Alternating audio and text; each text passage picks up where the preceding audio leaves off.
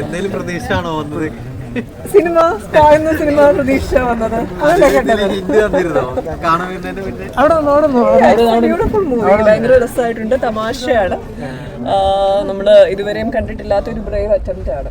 നല്ല പ്രാധാന്യമുള്ള ഒരു സിനിമ തന്നെയാണ്. അവർ ബ്യൂട്ടിഫുൾ ആയിട്ട് ചെയ്തിട്ടുമുണ്ട്. നമ്മൾ ഏറ്റവും ഇഷ്ടപ്പെടുന്ന താരങ്ങൾ തന്നെയാണ് സിനിമയിൽ. അവര് ഏറ്റവും ഇന്നസെന്റ് ആയിട്ടും ഒതന്റിക് ആയിട്ടും തന്നെ പെർഫോം ചെയ്തിട്ടുണ്ട്.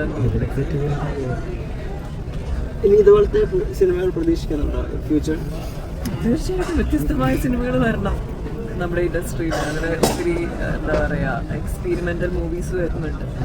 ഞങ്ങളും ഒരു റൈച്ചൽ എന്ന് പറഞ്ഞൊരു മൂവി ചെയ്ത് വെച്ചിട്ടുണ്ട്. അത് ഉടൻ തന്നെ റിലീസ് ഉണ്ടാവുമെന്ന് പ്രതീക്ഷിക്കും.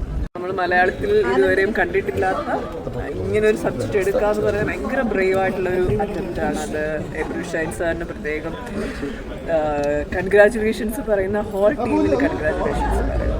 ഇതിപ്പോൾ ഇതിൽ ഒരുപാട് അഡൽട്ട് കോമഡി വരുന്നുണ്ട്, ഇല്ലെങ്കിൽ കുറേ അഡൽട്ടറി ആയിട്ട് സബ്ജക്റ്റുകളെ കുറിച്ച് സംസാരിക്കുന്നുണ്ട്. സോ എല്ലാവരും ചോദിക്കുന്നത് ഫാമിലി ഓഡിയൻസിന് അക്സെപ്റ്റബിൾ ആണോ എന്നാണ്. അതുകൊണ്ടാണല്ലോ മൂവിക്ക് എ സർട്ടിഫിക്കറ്റ് കൊടുത്തിരിക്കുന്നത്. അപ്പോൾ അത് നമുക്കറിയാം ഏത് സിനിമ നിങ്ങൾ കാണണം എന്നുള്ളത് പ്രേക്ഷകൻ്റെ ഒരു ഡിസിഷനാണ്. എനിക്ക് തോന്നുന്നു യങ്സ്റ്റേഴ്സിനൊക്കെ ഭയങ്കര ഒരു സുഹൃത്തുക്കളോടൊക്കെ ഒപ്പം വന്നിരുന്ന് കാണാൻ പറ്റുന്ന അങ്ങനത്തെ ഒരു വൈബുള്ള ഒരു മൂവി തന്നെയായിരിക്കും. ഇപ്പോൾ എബ്രിഷ്യൻ മൂവികളിൽ എപ്പോഴും കാണുന്നത് ഒരു നാച്ചുറൽ ആയിട്ടുള്ളൊരു നാച്ചുറൽ ലൈഫ് എങ്ങനെയാണോ അങ്ങനെയായിരിക്കും എബ്രിഷ്യൻ മൂവീസ് എപ്പോഴും പോർട്രേറ്റ് ചെയ്യുന്നത്. അപ്പോൾ ഈ ഒരു സ്പാ റിലേറ്റഡ് ആയിട്ടുള്ള ഇപ്പോൾ സ്പാ അല്ലെങ്കിൽ ഹാപ്പി എൻഡിങ് എന്ന് പറയുന്നത് നമ്മൾ ഒരുപാട് ന്യൂസുകളിലായാലും ഇതിലും കാണുന്നതാണ്. അപ്പോൾ അത് എത്രത്തോളം റോ ആയിട്ടാണ് ഈ ഒരു സിനിമയിൽ പോർട്രേറ്റ് ചെയ്യപ്പെട്ടിരിക്കുന്നത്? അതിനെപ്പറ്റി എനിക്ക് കൂടുതൽ പറയാൻ അറിയില്ല. ബിക്കോസ് സ്പായിൽ പോയിട്ടുള്ളൊരു വ്യക്തിയല്ല ഞാൻ. ബട്ട് ഡെഫിനറ്റ്ലി എനിക്ക് തോന്നുന്നു എബ്രു ഷൈൻ സാർ ഒരു സിനിമ എടുക്കുമ്പം അദ്ദേഹം അതിനെ ഏറ്റവും കൂടുതൽ ഒതൻറ്റിക്കായിട്ടും പിന്നെ ഒത്തിരി പഠിച്ചും റിസർച്ച് ചെയ്തും ഒക്കെ ചെയ്യുന്നൊരു വ്യക്തിയാണ്. ഈവൻ ഞങ്ങൾ റേച്ചൽ ചെയ്യുന്ന സമയത്ത് ആനന്ദിനെയാണ് മൂവി ചെയ്തിരിക്കുന്നത്. എബ്രു ഷൈൻ സാർ അതിൻ്റെ ഒരു ഗൈഡൻസ് ആയിട്ട് ഞങ്ങളുടെ ഒപ്പമുള്ള ഒരാളായിരുന്നു. അപ്പോൾ അങ്ങനെ കുറേ കാര്യങ്ങൾ നമുക്ക് നേരിട്ട് കണ്ട് മനസ്സിലാക്കാൻ കഴിഞ്ഞിട്ടുണ്ട്. അപ്പം ഇതിലും എനിക്ക് തോന്നുന്നു ആ ഒരു റിസർച്ചും ആ ഒരു പഠനവും ഒക്കെ ആ അദ്ദേഹത്തിൻ്റെ ഭാഗത്ത് തീർച്ചയായിട്ടും ഉണ്ടായിട്ടുണ്ട്. ഇത് ഭയങ്കര ഒതൻറ്റിക് ആയിട്ടാണ് സീൻസ് ഒക്കെ എടുത്തു വെച്ചേക്കുന്നത്. ഡയലോഗ്സ് ആയാലും ഇങ്ങനെ തന്നെ ആയിരിക്കാം അവിടെ ആളുകൾ ബിഹേവ് ചെയ്യുന്നത്, എനിക്കറിയില്ല. സോ എനിവേ ഭയങ്കര ഒരു ഫണ്ണായിരുന്നു, ഒരു ഭയങ്കര പക്ക ഒരു ഹ്യൂമർ, ഒരു പക്ക ഒരു എൻ്റർടൈനർ ആയിരുന്നു.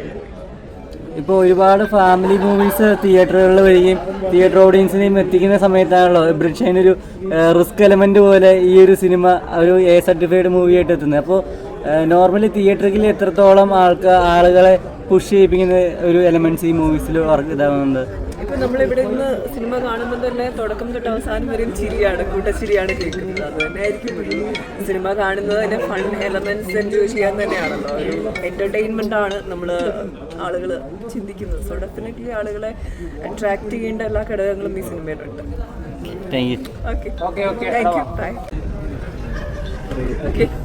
Thank you so much. അപ്പോൾ എല്ലാവിധ ആശംസകളും ടീമിന്, ഹോൾ ടീം. കെയർഫുൾ.